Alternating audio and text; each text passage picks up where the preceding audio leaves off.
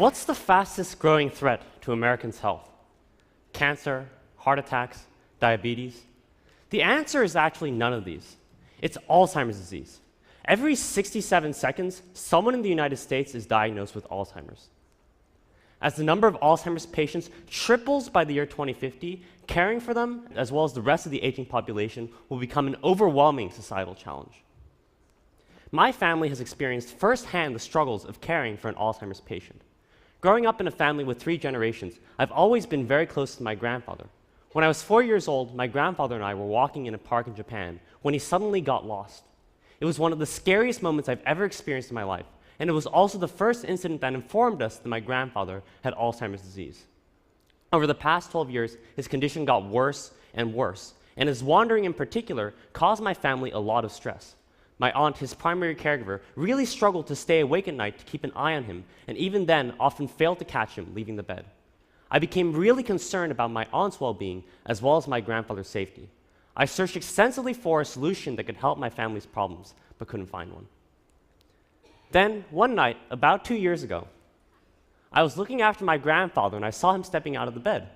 The moment his foot landed on the floor, I thought, why don't I put a pressure sensor on the heel of his foot? Once he stepped onto the floor and out of the bed, the pressure sensor would detect an increase in pressure caused by body weight and then wirelessly send an audible alert to the caregiver's smartphone. That way, my aunt could sleep much better at night without having to worry about my grandfather's wandering. So now I'd like to perform a demonstration of the sock. Could I please have my sock model on stage? Great. So, once the patient steps onto the floor, an alert is sent to the caregiver's smartphone.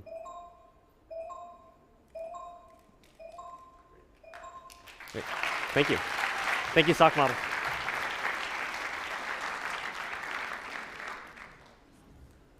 So this is a drawing of my preliminary design. My desire to create a sensor-based technology perhaps stemmed from my lifelong love for sensors and technology. When I was 6 years old, an elderly family friend fell down in the bathroom and suffered severe injuries. I became concerned about my own grandparents and decided to invent a smart bathroom system. Motion sensors would be installed inside the tiles of bathroom floors to detect the falls of elderly patients whenever they fell down in the bathroom. Since I was only 6 years old at the time and I hadn't graduated from kindergarten yet, I didn't have the necessary resources and tools to translate my idea into a reality. But nonetheless, my research experience really implanted in me a firm desire to use sensors to help the elderly people. I really believed that sensors could improve the quality of life of the elderly. When I laid out my plan, I realized that I faced 3 main challenges. First, creating a sensor. Second, designing a circuit. And third, coding a smartphone app. This made me realize that my project was actually much harder to realize than I initially had thought it to be. First, I had to create a wearable sensor that was thin and flexible enough to be worn comfortably on the bottom of the patient's foot. After extensive research and testing of different materials, like rubber, which I realized was too thick to be worn snugly on the bottom of the foot, I decided to print a film sensor with electrically conductive, pressure-sensitive ink particles. Once pressure is applied, the connectivity between the particles increases. Therefore, I could design a circuit that would measure pressure by measuring electrical resistance. Next, I had to design a wearable wireless circuit. But wireless serial transmission consumes lots of power and requires heavy, bulky batteries.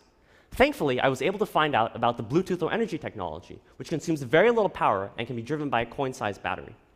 This prevented the system from dying in the middle of the night. Lastly, I had to code a smartphone app that would essentially transform the caregiver's smartphone into a remote monitor.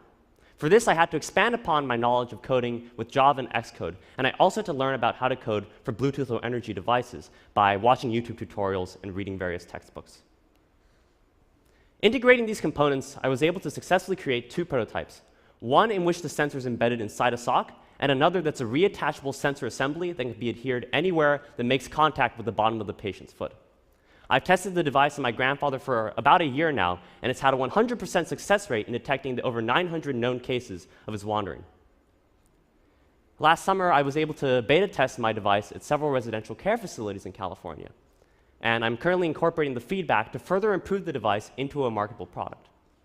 Testing the device on a number of patients made me realize that I need to invent solutions for people who didn't want to wear socks to sleep at night. So sensor data collected on a vast number of patients can be useful for improving patient care and also leading to a cure for the disease, possibly. For example, I'm currently examining correlations between the frequency of a patient's nightly wandering and his or her daily activities and diet. But one thing I'll never forget is when my device first caught my grandfather's wandering out of bed at night. At that moment, I was really struck by the power of technology to change lives for the better. People living happily and healthily. That's the world that I imagine. Thank you very much.